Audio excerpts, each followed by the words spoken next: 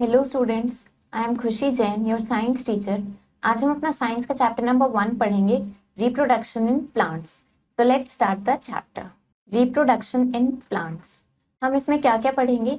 Reproduction through seeds, plants seeds के through कैसे reproduce करते हैं। Reproduction through spores, reproduction through other parts, seed से कैसे करते हैं, स्पोर्स से कैसे करते हैं, और जो बाकी पार्ट्स हैं उनसे कैसे करते हैं। जर्मिनेशन ऑफ सीड पढ़ेंगे, सीड कैसे जर्मिनेट होता है। क्रॉप्स, वेजिटेबल्स एंड फ्रूट्स के बारे में पढ़ेंगे। What would happen if plants do not reproduce. तो अगर प्लांट्स रिप्रोड्यूस करते ही नहीं तो क्या हो? अगर प्लांट्स रिप्रोड्यूस ही नहीं करेंगे तो और प्लांट्स ग्रो कैसे होंगे, वो मल्टीप्लाई कैसे होंगे, नंबर में इंक्रीज कैसे होंगे। तो इसको हम यहाँ पे पढ़ेंगे अच्छे से। Right the ways through which plants reproduce. तो आपको यहाँ पे वो वेज लिखने हैं जिन तरीकों से प्लांट्स रिप्रोड्यूस करता है। तो अभी हमने देखा कि हम यहाँ पे सीड्स के थ्रू कैसे रिप्रोड्यूस करते हैं, पोर्स के थ्रू, और बाकी जितने पार्ट्स हैं उनके थ्रू कैसे रिप्रोड्यूस करते हैं उसके बारे में पढ़ेंगे। सो वो सब पढ़ के और फिर आप यहाँ पे वो वेज लिखेंगे। All living things reproduce, young ones of their own kinds. Look at the following pictures and take the way by which one of them reproduces. Each one of them reproduces. तो हमें पता है कि जितने भी living things हैं, living beings हैं, वो सब रिप्रोड्यूस करते हैं यंग वंस को, अपने तरह की, अपनी सेम तरह की स्पीशीज बनाते हैं। तो आपको इन पिक्चर्स को देखना और उनको टिक करना है कि ये किस तरीके से रिप्रोड्यूस करते हैं। जैसे हमें सबसे पहले यहाँ पे एक हेन दिख रही है, तो हमें इसमें क्या ऑप्शन है? Give birth to babies. क्या ये बेबीज को बर्थ देती है, या एग्स ले करती है, या सीड्स के थ्रू रिप्रोड्यूस करती है? तो हमें पता है ये एग्स ले करती है, हेन लेज एग्स, तो हम लेज एग्स पे टिक करेंगे। इस तरीके से आपको देखना है और उसको टिक करना है। We all know that our Earth is the only planet which supports life. However, for life to go on, all living things must produce more of their kind. The process by which living things produce more of their own kind is called reproduction. In this chapter, we will study how plants reproduce. Plants reproduce through seeds, spores, or even other parts. Let us learn about these in detail. तो हमें पता है कि अर्थ सिर्फ एक ऐसा planet है, सिर्फ एक ही ऐसा प्लैनेट है अर्थ हमारा, जो लाइफ को सपोर्ट करता है, जिसपे सर्वाइवल पॉसिबल है। तो लाइफ चलते रहने के लिए, लाइफ के कंटिन्यूएशन के लिए लिविंग थिंग्स को अपनी तरह की और स्पीशीज बनाने की नीड है। तो वो प्रोसेस जिससे लिविंग थिंग्स अपनी तरह के, अपने काइंड के और स्पीशीज प्रोड्यूस करते हैं, उसको हम रिप्रोडक्शन बोलते हैं। तो इस चैप्टर में हम पढ़ेंगे कि प्लांट्स कैसे रिप्रोड्यूस करते हैं। हमें पता है प्लांट सीड्स के थ्रू रिप्रोड्यूस करते हैं, स्पोर्स के थ्रू रिप्रोड्यूस करते हैं, और भी इनके काफी सारे पार्ट्स हैं जिनके थ्रू ये रिप्रोड्यूस करते हैं। सो हम यहाँ पे पढ़ेंगे। सबसे पहले हम पढ़ते हैं रिप्रोडक्शन थ्रू सीड्स। ये सीड्स के थ्रू करते कैसे हैं reproduce. Most plants bear flowers and are called flowering plants. Under right conditions, flower change into fruits which may contain seeds. A seed grows into a new plant if it gets enough air, water and warmth. तो हमें पता है कि जो ज्यादातर plants ऐसे होते हैं जिन पे फ्लावर्स होते हैं, उन्हें हम फ्लावरिंग प्लांट्स बोलते हैं। तो अब जब सही सारी कंडीशंस सब कुछ सेटिस्फाई हो, सब बिल्कुल करेक्ट होती है, उस टाइम पे क्या होता है कि ये जो फ्लावर्स होते हैं ये फ्रूट्स में कन्वर्ट हो जाते हैं, और इनके अंदर सीड्स भी होते हैं। तो ये जो सीड होता है ये एक न्यू प्लांट में ग्रो करता है, अगर इसको प्रॉपर एयर, वाटर और वार्मथ मिले। All the seeds produced by a plant may not grow into new plants because some seeds are not mature enough to grow into new plants. Some seeds do not get favorable conditions such as air, water and warmth. Some seeds get destroyed by wind and water. Some seeds are eaten up by birds and animals. Therefore, plants produce many seeds so that at least one of them may get a chance to grow into new plants. तो जो plants के through seeds produce होते हैं, ऐसे जरूरी नहीं है कि सारे ही सीड्स न्यू प्लांट में ग्रो हो, क्योंकि कुछ सीड्स क्या होते हैं वो इतने मैच्योर नहीं होते हैं कि वो न्यू प्लांट में ग्रो हो सकते हैं। कुछ सीड्स को प्रॉपर फेवरेबल कंडीशंस नहीं मिलती है, जैसे उन्हें प्रॉपर एयर, वाटर, वार्मथ नहीं मिलती है कि वो न्यू प्लांट में ग्रो कर सके। इसी तरीके से कुछ सीड्स जो है वो वाटर से या विंड से डिस्ट्रॉय हो जाते हैं, और कुछ सीड्स को बर्ड्स और एनिमल्स खा लेते हैं, कंज्यूम कर लेते हैं। तो इसी वजह से यही एक रीजन है कि जो प्लांट्स हैं वो बहुत सारी सीड्स एक साथ प्रोड्यूस करते हैं कि एटलीस्ट किसी एक को या कुछ को तो उनमें से चांस मिले न्यू प्लांट में ग्रो होने का। इनसाइड अ सीड, हम पढ़ते हैं सीड के अंदर होता क्या है। A seed consist of 3 parts, seed coat, seed leaves and embryo. तो सीड के अंदर 3 पार्ट्स होते हैं। The outer covering of a seed is called the seed coat. जो सीड की आउटर कवरिंग होती है उसे हम सीड कोट बोलते हैं। ये क्या करता है, it protects the seed inside it from unfavourable conditions. जब कंडीशंस अच्छी नहीं होती है, फेवरेबल नहीं होती है, उस टाइम पे ये जो सीड कोट होता है ये सीड को प्रोटेक्ट करता है इनसाइड, जो उसके अंदर होता है। The embryo is the innermost part of the seed. This is the part of the seed that grows into a baby plant. तो सीड का जो सबसे इनरमोस्ट पार्ट होता है वो एम्ब्रियो होता है, और ये वो पार्ट है जो बेबी प्लांट में ग्रो करता है। The seed leaves store food for future use of the embryo. They are also known as the cotyledons. जो सीड लीव्स होती है ये फूड को स्टोर करती हैं, जिससे कि एम्ब्रियो आगे फ्यूचर में उस फूड को कंज्यूम कर सके, यूज कर सके। हम इनको कॉटिलेडन्स भी बोलते हैं। Some seeds like those of wheat, rice, maize have only one seed leaf. They are called monocotyledons or simple monocots. Mono means one. तो अब कुछ सीड्स जैसे कि वीट, राइस या मेज के कुछ ऐसे सीड्स होते हैं जिनकी एक ही सीड लीफ होती है, उन्हें हम मोनोकॉटिलेडन्स या सिंपल मोनोकॉट्स बोलते हैं। मोनो का मतलब होता है one. Some seeds like those of gram, pea, bean and pulses have two seed leaves. They are called dicotyledons or simply dicots. Di means two. तो अब कुछ सीड्स जैसे कि ग्राम, पी, बीन, पल्सेस, इनके जो सीड्स होते हैं इनकी दो सीड लीव्स होती हैं, इनको हम डाइकोटिलेडन्स या सिंपली हम इनको डाइकॉट्स बोलते हैं। तो डाई का मतलब क्या होता है, टू। यहाँ पे हमें सीड की फिगर दिख रही है, इसमें हमें दिख रहे हैं इसके सारे पार्ट्स, कॉटिलेडन हमने अभी पढ़ा, एंड बाकी के पार्ट्स भी हमें इसमें दिख रहे हैं। सो इनको भी हम आगे पढ़ेंगे। Take one bean seed, soak it in water for few hours, remove the outer covering और the seed coat which protects the baby plant. Break open the seed into two equal parts called cotyledons or seed leaves. These store food for the baby plant. Between the two cotyledons lies the embryo or the baby plant. तो आपको क्या करना है, आपको एक been का seed लेना है, उसको सोक कर देना है वाटर में कुछ आवर्स के लिए। उसके बाद आप उसकी जो आउटर कवरिंग है, उसका जो सीड कोट है, उसको आप रिमूव करोगे। जो बेबी प्लांट को प्रोटेक्ट करता है उसको आप रिमूव करोगे। देन आप सीड को ब्रेक करके उसको ओपन करोगे टू इक्वल पार्ट्स में, जैसे हम कॉटिलेडन्स या सीड लीव्स बोलते हैं। तो वहां पे आपको क्या दिखेगा कि जो बेबी के लिए फूड स्टोर होता है वो कॉटिलेडन्स में होता है। तो दोनों कॉटिलेडन्स के बीच में एम्ब्रियो होता है, जिसको हम बेबी प्लांट भी बोलते हैं। The smallest seeds in the world are those of an orchid. The largest seeds in the world are those of a double coconut. तो जो सबसे smallest seed होते हैं वर्ल्ड में पूरे, वो एक ऑर्चिड के हैं, एंड जो लार्जेस्ट सीड्स है पूरे वर्ल्ड में वो है डबल कोकोनट के। Seeds are present inside the fruit. Name a fruit that has one seed, many seeds. तो हमें पता है कि फ्रूट के अंदर सीड्स प्रेजेंट होते हैं। तो अब आपको एक ऐसा फ्रूट का नेम यहाँ पे लिखना है जिसके अंदर वन सीड हो, और एक ऐसे फ्रूट का नाम यहाँ लिखना है जिसके अंदर बहुत सारे सीड्स होते हैं। तो आप यहाँ पे इनके नेम लिखेंगे। Dispersal of seeds. As you know, all the seeds of the plant get favourable conditions right under the parent plant. Do you think all the seeds will grow? As you know, every seeds need complete space, light, water and nutrients. Overcrowding of seedlings will cause their own death.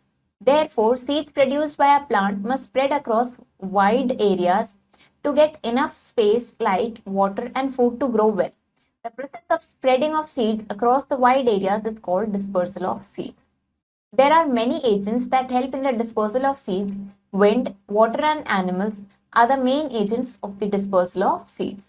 Some seeds also get dispersed through their own explosion. Let us learn how exactly the dispersal of seeds take place. तो हमें पता है कि जो plants के seeds होते हैं, अगर उनको फेवरेबल कंडीशन कहाँ मिलेगी, अपने पेरेंट प्लांट के पास ही उनको फेवरेबल कंडीशंस मिलेगी और न्यू प्लांट में ग्रो करने की। तो क्या आपको लगता है कि सारे सीड्स न्यू प्लांट में ग्रो करेंगे? हमें पता है कि सीड को ग्रो करने के लिए न्यू प्लांट में उसे कंप्लीट स्पेस चाहिए, लाइट चाहिए, प्रॉपर वाटर एंड न्यूट्रिएंट्स उसको चाहिए। तो अगर बहुत सारे सीडलिंग्स एक ही जगह पर हो जाएंगे, ओवर क्राउड हो जाएगा अगर सीडलिंग्स का, तो क्या होगा कि उनकी खुद की डेथ हो जाएगी। उनको प्रॉपर फेवरेबल कंडीशंस नहीं मिल पाएगी, ना उन्हें स्पेस मिलेगी, ना प्रॉपर लाइट, वाटर, न्यूट्रिएंट्स, कुछ भी सही से नहीं मिल पाएगा, तो उनकी डेथ हो जाएगी। तो इसीलिए जो सीड्स होते हैं जो प्लांट सीड्स प्रोड्यूस करते हैं, उनको जब स्प्रेड किया जाए तो वो वाइडली स्प्रेड करना चाहिए, जिससे कि उनको इनफ स्पेस मिले, वाटर मिले, लाइट मिले, न्यूट्रिएंट्स मिले, सब कुछ उनको प्रॉपर मिले उनकी ग्रोथ के लिए। तो ये प्रोसेस जिसमें हम सीड्स को स्प्रेड करते हैं वाइड एरिया पे, वो डिस्पर्सल ऑफ सीड्स कहलाता है। अब ये डिस्पर्सल ऑफ सीड्स के भी काफी सारे एजेंट्स हैं, मतलब काफी सारे एजेंट्स हैं जिनके थ्रू डिस्पर्सल हो सकता है सीड्स का। वो क्या क्या है, जैसे विंड के थ्रू, वाटर, एनिमल्स, ये मेन एजेंट्स है हमारे डिस्पर्सल ऑफ सीड्स के। तो अब कुछ सीड्स खुद के एक्सप्लोजन से भी डिस्पर्स हो जाते हैं, तो हम यहाँ पे देखेंगे कि ये एक्चुअली में कैसे डिस्पर्स होते हैं और इन डिस्पर्सल एजेंट्स के बारे में भी पढ़ेंगे। सबसे पहले हम पढ़ते हैं dispersal of seeds by wind, जो विंड के थ्रू कैसे डिस्पर्स होते हैं। The seeds of plants like cotton, cinnamomum and dandelion are very light and have either wings or hair on them. These features enable them to be easily carried away by wind. तो अब ये जो कुछ plants है जैसे कि cotton है, स्काइनामोर है, डैंडेलियन है, इनके जो सीड्स होते हैं वो बहुत लाइट होते हैं और उनके ऊपर या तो विंग्स होते हैं या फिर उनपे हेयर होते हैं। तो जिससे क्या होता है कि वो इतने ज्यादा लाइट होते हैं कि वो सिंपली विंड से भी वो कैरी अवे हो जाते हैं। तो वो कैरी अवे होते हैं, वो डिस्पर्स हो जाते हैं और फिर वो जहां भी न्यू प्लेस पे पहुंचते हैं वो वहां पे ग्रो करते हैं, अगर उनको फेवरेबल कंडीशंस वहां मिल जाती है। Next is dispersal of seeds by water. अब वाटर के थ्रू कैसे डिस्पर्स होते हैं। Seeds of plants like lotus and coconut are spongy और have a fibrous covering which helps them to float on water. Water carries these seeds from one place to another till they get a place fit for germination. तो जो कुछ plants के seeds जैसे कि lotus है या coconut है, इनके जो सीड्स होते हैं वो काफी स्पॉन्जी होते हैं या फिर उन पे फाइब्रस कवरिंग होती है जो उनको वाटर में फ्लोट करने में हेल्प करता है। तो वाटर में वो फ्लोट करते हैं तो वाटर क्या करते हैं, उन सीड्स को अपने साथ कैरी कर लेता है, एक प्लेस से दूसरी प्लेस पर उनको कैरी कर लेता है जब तक उसको फिट प्लेस, एक परफेक्ट प्लेस नहीं मिल जाती है जर्मिनेशन के लिए, वो तब तक उसको कैरी कर लेता है। Dispersal of seeds by animals and birds. अब एनिमल्स एंड बर्ड्स से कैसे हो सकता है। Human beings and animals eat fleshy fruits like apple, mangoes etcetera and throw away their seeds in different places. These seeds germinate into new plants on getting appropriate conditions for growth. In the same way, birds eat fruits and swallow their seeds. The undigested seeds then come out of their body and germinate into new plants. Some seeds have sticky hair, bristles, hooks, or barbs. These get transported by sticking to the fur of animals or even to the clothes of human beings. तो अब animals and birds के through कैसे dispersion होता है seeds का।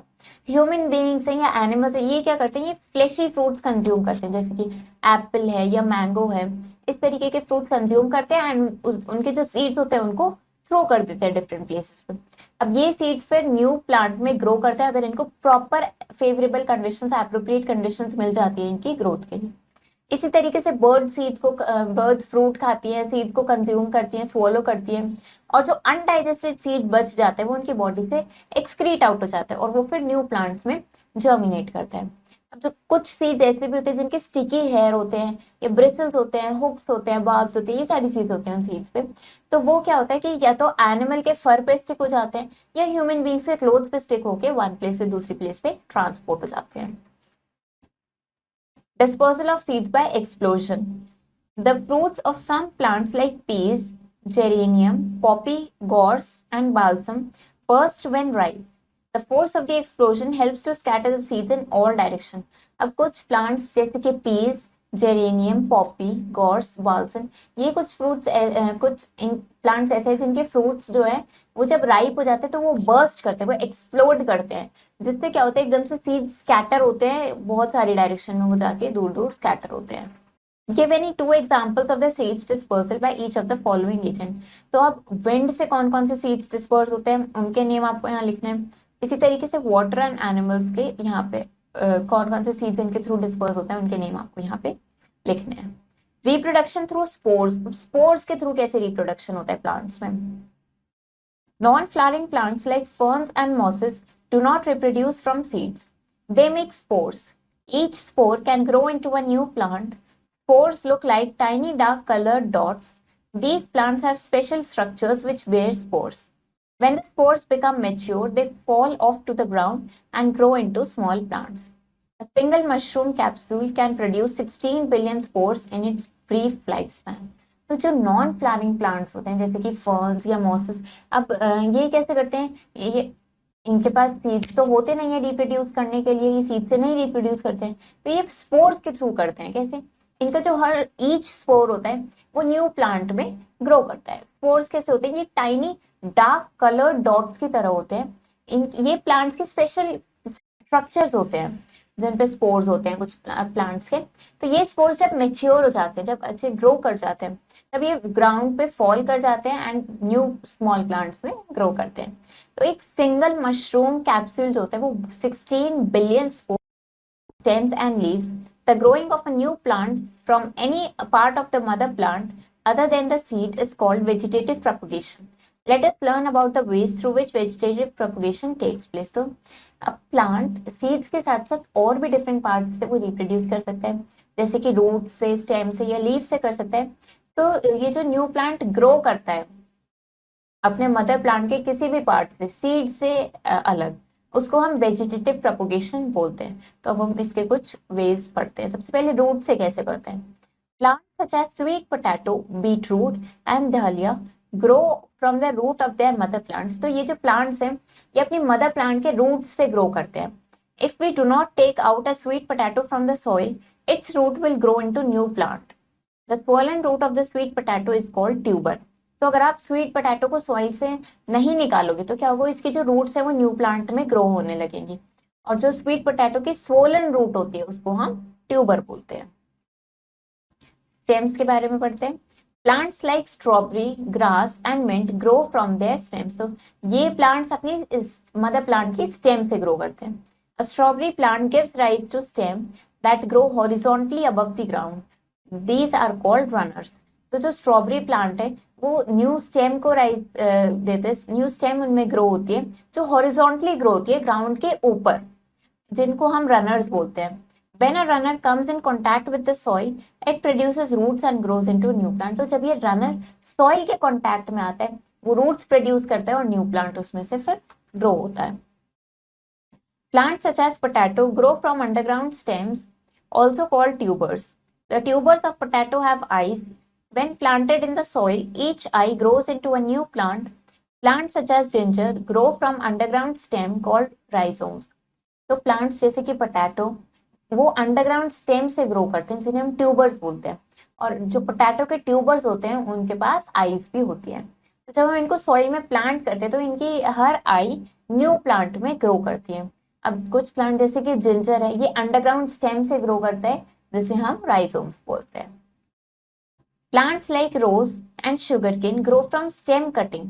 In stem cutting, a stem is cut into smaller pieces. These pieces are planted into the soil.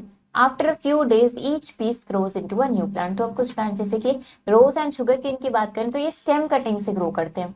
इनके stem cutting में क्या होता है, स्टेम को स्मॉल पीसेस में कट कर लिया जाता है और उसको फिर इन पीसेस से फिर न्यू प्लांट ग्रो करते हैं। कैसे, इनको सॉइल में प्लांट कर दिया जाता है और कुछ डेज बाद ईच पीस, हर पीस जो होता है वो न्यू प्लांट में ग्रो कर जाता है। Next is leaves. Some leaves grow new plants from their edges. The new plants have their own leaves and roots. Plants like bryophyllum bear small seedlings on their leaves. These can be removed from the leaf and planted in the soil to get a new plant. कुछ leaves क्या होते हैं वो new plant में grow करती हैं अपने edges के थ्रू। तो न्यू प्लांट की अपनी ओन लीव्स होती हैं, रूट्स होती हैं। तो प्लांट्स जैसे कि ब्रायोफिलम है, ये स्मॉल सीडलिंग्स होते हैं लीफ पर। तो ये इनको रिमूव भी करा जा सकता है लीफ से और फिर इनको सॉइल में प्लांट करके न्यू प्लांट इनसे ग्रो किया जा सकता है। Germination of seed. Seed germinate कैसे करता है? The process by which a seed grows into a seedling or a baby plant is called germination. The germinating seed needs air to breathe. It absorbs water through a minute hole that softens the seed coat. Water mixes with the stored food in the seed leaves to make food available to the baby plant. Sunlight gives the much needed warmth to help the seed grow into a new plant. So a plant needs air, water and sunlight for germination. Many seeds do not get enough sunlight, water and air to grow. Some seeds are also eaten by birds, insects and other animals. Plants therefore produce many seeds so that at least a few of them survive and germinate into a new plant. तो अब वो process जिसमें seed grow करता है एक new seedling में, एक baby plant, उसे हम जर्मिनेशन बोलते हैं। तो जर्मिनेटिंग सीड होता है, उसको प्रॉपर एयर चाहिए है ब्रीथ करने के लिए। वो वाटर को एब्जॉर्ब करता है एक माइन्यूट होल से, जिससे कि उसका सीड कोट सॉफ्ट होता है। वाटर मिक्स होता है, वो स्टोर्ड, जो उसमें स्टोर्ड फूड होता है कॉटिलेडन में, उसके साथ वाटर मिक्स होता है जो सीड लीव्स में होता है, और फूड को फिर वो अवेलेबल होता है बेबी प्लांट के लिए। सनलाइट क्या करती है, सनलाइट अच्छे से को सीड को वार्मथ प्रोवाइड करती है, जिससे कि सीड ग्रो कर सके न्यू प्लांट में। तो बेसिकली प्लांट को एयर, वाटर, वार्मथ, सनलाइट, सारी चीजों की जरूरत है जर्मिनेशन के लिए। तो अब हर सीड को तो ये सारी कंडीशंस नहीं मिलती हैं, तो इसीलिए सारे सीड्स ग्रो नहीं कर पाते हैं न्यू प्लांट में। कुछ सीड्स को बर्ड्स या एनिमल्स, इंसेक्ट्स ये सब खा लेते हैं। तो इसी वजह से प्लांट्स क्या करते हैं, बहुत सारे सीड्स प्रोड्यूस करते हैं, जिससे कि उनमें से कम कुछ सीड्स तो रिप्रोड्यूस कर सके। Plants of one kind grown in a particular area at a particular time are called crops। तो एक तरीके के प्लांट्स जो एक पर्टिकुलर एरिया पे ग्रो करते हैं पर्टिकुलर टाइम में, उसे हम क्रॉप्स बोलते हैं। Crops, vegetables and fruits. In a particular field, you will see only wheat plants or only rice plants. You will never find a field in which all the plants are of different kinds. These are known as crops. The particular area in which a crop is grown is called a farm, and the person who works on a farm is known as farmer. Farmers in India grow two main crops, the Rabi crops and the Kharif crops. The Rabi crops is grown from November to April. Wheat, pea, gram and barley are the main Rabi crops in India. These are also known as winter crops. Rabi is an Arabic word which means spring. The Kharif crops is grown from June to October. Rice, maize, jowar and bajra are the main Kharif crops in India. These are also known as monsoon crops। तो आप अगर किसी field में देखो तो आप क्या notice करोगे कि या तो आपको वहां सारे व्हीट प्लांट्स मिलेंगे या आपको सारे वहां राइस प्लांट्स मिलेंगे। तो आपको ऐसे कभी नहीं मिलेगा कि डिफरेंट काइंड्स ऑफ प्लांट्स वहां पे एक ही फील्ड में ग्रो हुए हुए हैं। तो हम उन प्लांट्स को क्या बोलते हैं, क्रॉप्स बोलते हैं। तो एक वो पर्टिकुलर एरिया जिसमें एक क्रॉप ग्रो किया जाए एक पर्टिकुलर टाइम पे, उसे हम फार्म बोलते हैं। और जो पर्सन उस फार्म पे वर्क करते हैं उसे हम फार्मर बोलते हैं। तो जो इंडिया के फार्मर्स है वो mainly two types of crops grow करते हैं, rabi and kharif. Rabi crops November to April में ग्रो की जाती है। इसके कुछ एग्जांपल्स है wheat, pea, gram and barley. इनको हम विंटर क्रॉप्स भी बोलते हैं। और राबी क्या है, एक अरेबिक वर्ड है जिसका मतलब है स्प्रिंग। इसी तरीके से खारिफ क्रॉप्स को हम जून से अक्टूबर के बीच ग्रो करते हैं। राइस, मेज, ज्वार, बाजरा ये खारिफ क्रॉप्स के एग्जांपल्स हैं और इनको हम क्या बोलते हैं, monsoon crops. Pest is an organism that harms cattle, crops or humans. For example, insects, rats, weeds, etc. are pest. Pest क्या है? Pest एक वो organism है जो हमारी cattle को, crops को या humans को harm करे। क्या है इसके examples? Insects, rats, weeds, etc. The following table shows the main crops of India, the type of soil, the climate they need, and the states where they are grown. तो अब यहाँ पे हमें टेबल दिख रही है, इसमें क्या क्या, इसमें मेन क्रॉप्स हैं जो हमारी इंडिया में ग्रो की जाती हैं, उनको क्या टाइप ऑफ सॉइल चाहिए होता है, कैसा उनको क्लाइमेट चाहिए होता है और कौन सी स्टेट में वो ग्रो। तो सबसे पहले हम राइस के बारे में यहाँ देखें तो राइस को clay soil, plenty of water, hot and humid climate. तो क्ले सॉइल चाहिए, बहुत सारा वाटर चाहिए और हॉट एंड ह्यूमिड क्लाइमेट चाहिए राइस को ग्रो करने के लिए। ये कहाँ ग्रो करती है, वेस्ट बंगाल में, Orissa, Tamil Nadu, Assam and Bihar. Next wheat की बात करें तो इसको क्या चाहिए, loamy soil, irrigation facility, proper water facility, irrigation उनको इरिगेट करने के लिए, और कोल्ड क्लाइमेट चाहिए।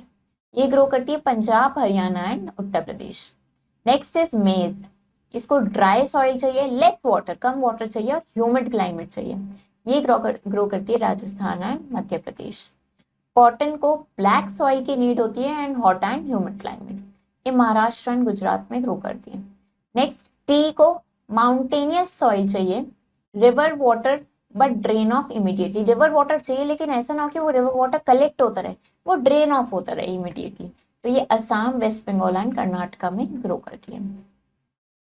Vegetables are grown all over India. In fact, India is the world's second largest producer of vegetables next to China. Vegetables such as ladyfinger, brinjal, bitter gourd, and pumpkin are grown in summer, while radish, carrot, cabbage, cauliflower, and beans are grown in winter. Fruits are also grown throughout the country. Some parts of the country have big orchards and vineyards. Orchards are places where fruit trees are planted on a large scale. Similarly, vineyards are places where grapes are grown on a large scale. तो vegetables all over India grow करते हैं। तो India क्या है, in fact world की second largest producer है vegetables का, next to China. China के बाद इंडिया ही आता है। तो vegetables such as lady finger, brinjal, bitter gourd, pumpkin, ये सब समर में ग्रो किए जाते हैं। और कुछ वेजिटेबल जैसे कि radish, carrot, cabbage, cauliflower, beans, ये सब विंटर में ग्रो किए जाते हैं। फ्रूट्स भी ग्रो किए जाते हैं थ्रू आउट द कंट्री। तो कंट्री के कुछ पार्ट्स के पास बिग ऑर्चर्ड्स और वाइन यार्ड्स हैं। ऑर्चर्ड्स क्या होता है, ऑर्चर्ड्स उन प्लेसेस को बोलते हैं जहाँ पे फ्रूट ट्रीज को प्लांट किया जाता है बहुत ही लार्ज स्केल पे। इसी तरीके से वाइन यार्ड्स हम उनको बोलते हैं जहाँ पे ग्रेप्स को ग्रो किया जाता है काफी लार्ज स्केल पे। Find out what will happen if the crops are not looked after properly. तो आपको बताने कि अगर क्रॉप्स का हम ध्यान नहीं रखेंगे, उनकी केयर नहीं करेंगे तो क्या होगा। अगर हम उनकी केयर नहीं करेंगे तो वो खराब हो जाएंगे, क्रॉप्स ग्रो ही नहीं करेंगे। उनको प्रॉपर सारी फैसिलिटीज उनको चाहिए, उनको वाटर चाहिए, प्रॉपर एयर चाहिए, स्पेस चाहिए। उनको ध्यान रखना है कि पेस्टिसाइड से उनको प्रोटेक्ट करके रखना है, इंसेक्टिसाइड से प्रोटेक्ट करके रखना है, मैन्योर, फर्टिलाइजर। सो हमें प्रॉपर क्रॉप्स की केयर करनी है। अगर उनकी केयर नहीं करेंगे तो वो अच्छे से ग्रो नहीं करेंगे। Getting a good yield. अब एक गुड यील्ड कैसे मिले हमें? गुड यील्ड के लिए farmers have to follow certain practices, some of them I mention below. तो एक अच्छी यील्ड के लिए हमें फार्मर्स को कुछ रूल्स का, कुछ बातों का ध्यान रखना चाहिए। Prepare the soil well and use the best variety of seeds. Add manure and fertilizers to the soil to improve its fertility. Irrigate the crop at proper time. Soil को अच्छे से प्रिपेयर करके और बेस्ट वेराइटी ऑफ सीड को use करना चाहिए। उसमें manure, fertilisers डालने चाहिए जिससे कि सॉइल की फर्टिलिटी इंक्रीज हो, और क्रॉप को प्रॉपर टाइम पे इरिगेट भी करना चाहिए। How to protect crops. Crops को प्रोटेक्ट कैसे करेंगे? As the crops grow they need to be protected from stray animals, harmful microbes and insects. Some practices to protect the crops are suggested है। तो जैसे जैसे क्रॉप्स ग्रो करती है उनको प्रोटेक्ट करना बहुत इंपॉर्टेंट है। जो स्ट्रे एनिमल्स होते हैं उनसे प्रोटेक्ट करना है, हार्मफुल माइक्रोब से, इंसेक्ट से, पेस्ट से, इन सब से उनको प्रोटेक्ट करना है। तो कैसे करेंगे वो देखते हैं। There should be a proper fencing around the field to keep stray animals away. Fungicides should be used to keep the crop free from harmful fungus. Insecticides and pesticides should be sprayed to kill the harmful insects. तो proper fencing होनी चाहिए आपके field के borders पर, जिससे कि stray animals ना उसमें एंटर कर सके। फंगीसाइड्स को आपको यूज करना चाहिए जिससे कि क्रॉप्स जो है आपके वो फंगस फ्री रह सके। इसी तरीके से इंसेक्टिसाइड्स और पेस्टिसाइड्स को भी स्प्रे करना चाहिए जिससे हार्मफुल इंसेक्ट्स किल हो जाए। How to store grains. Grains को स्टोर कैसे करना चाहिए? Once the crop is ready it needs to be harvested. After harvesting the yield needs to be stored properly, otherwise it may get damaged. For example, moisture or darkness can spoil the seeds and grains. Rats, moles, birds and insects can also cause great harm to them. Seeds and grains must be stored in waterproof containers called silos. Fruits and vegetables cannot be stored for long, so they should be transported to the market immediately. तो जब crop ready हो जाती है पूरी, अब उसको harvest की need होती है। तो हार्वेस्टिंग के बाद क्या होता है, अपनी उस यील्ड को अच्छे से स्टोर करना भी बहुत जरूरी है, वरना वो डैमेज हो जाएगी। मॉइस्चर और डार्कनेस से भी डैमेज हो सकते हैं हमारे सीड्स और grains. Rats, moles, birds, insects, ये सब भी उन्हें हार्म कर सकते हैं। तो सीड्स और ग्रेन को वाटरप्रूफ कंटेनर में स्टोर करना चाहिए जिसे हम साइलोस बोलते हैं। और फ्रूट्स और वेजिटेबल्स होती है वो लॉन्ग टाइम तक नहीं चलते, वो डैमेज हो सकते हैं, वो खराब हो सकते हैं। तो इसलिए हमें उन्हें ज्यादा टाइम तक स्टोर ना करके उनको इमीडिएटली मार्केट में ट्रांसपोर्ट कर देना चाहिए। Earth is the only planet which supports life. A seed consists of three parts: seed coat, seed leaves, and embryo. Break open the seed into two equal parts called cotyledons or seed leaves. The two main crops grown in India are rabi crops and kharif crops. Orchards are places where fruit trees are planted on a large scale. तो अर्थ ही हमारा सिर्फ एक ऐसा planet है जिसपे life possible है, जिसपे survival possible है।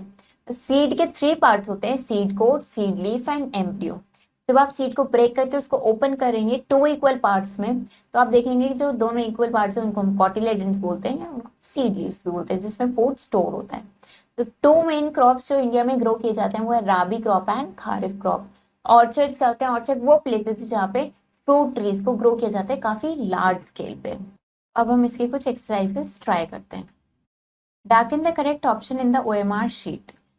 Which of the following plants have leaves that give rise to a new plant? तो आपको बताना है ऐसा कौन सा प्लांट है जिसकी लीव्स न्यू प्लांट को राइज देती है, न्यू प्लांट ग्रो होता है उसकी लीव्स के थ्रू। तो हमें पता है ब्रायोफिलम इज द प्लांट, तो हम यहाँ पे सी ऑप्शन अपना ब्रायोफिलम चूज करेंगे। Which of these crops is grown from November to April, तो नवंबर टू अप्रैल में कौन सी क्रॉप इसमें से ग्रो होती है? तो नवंबर टू अप्रैल में ग्रो होती है wheat.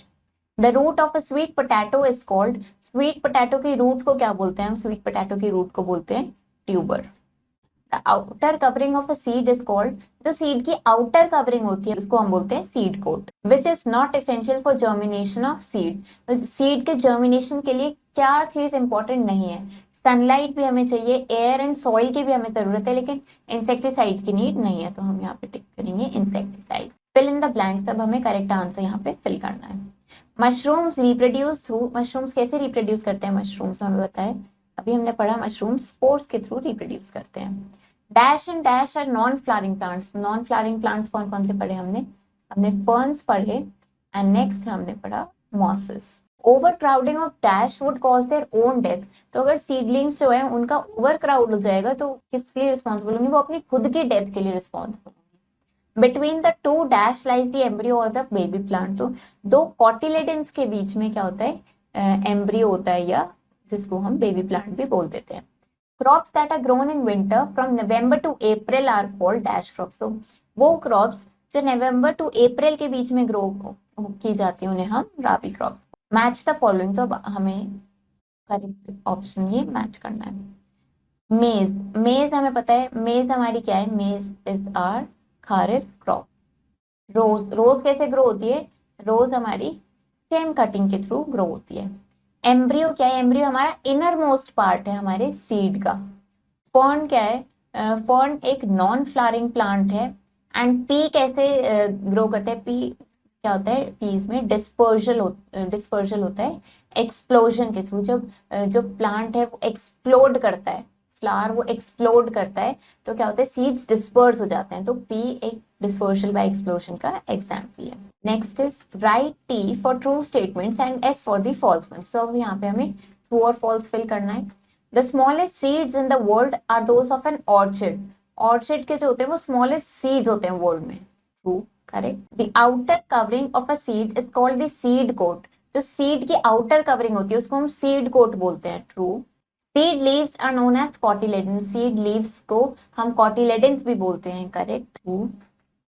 Non flowering plants do not reproduce from seeds, जो नॉन फ्लावरिंग प्लांट्स जिनमें फ्लावर्स ही ग्रो नहीं करते हैं वो सीड्स के थ्रू रिप्रोड्यूस नहीं करते हैं। करेक्ट। जब फ्लावर्स ही नहीं ग्रो कर रहे हैं तो सीड्स के थ्रू कैसे रिप्रोड्यूस करें? The swollen root of a sweet potato is called runner, जो स्वीट पोटैटो की स्वोलन रूट होती है उसको हम रनर बोलते हैं। फॉल्स, उसको हम ट्यूबर बोलते हैं, रनर नहीं बोलते हैं। तो चैप्टर हमारा फिनिश हो गया। इसमें प्लांट्स कैसे रिप्रोड्यूस करते हैं, कौन कौन से तरीके, कौन कौन से वेज हैं जिनके थ्रू वो रिप्रोड्यूस करते हैं, उनको हमने सब पढ़ा, अच्छे से पढ़ा। हमने क्रॉप्स के बारे में पढ़ा, राबी क्रॉप्स एंड खारिफ क्रॉप्स के बारे में हमने सब डिटेल में पढ़ा। आई होप आपको ये चैप्टर समझ आया होगा। आप इसको अच्छे से रीड करो, इसके एक्सरसाइजेस ट्राई करो। हम मिलेंगे नेक्स्ट वीडियो में। Thank you and have a nice day.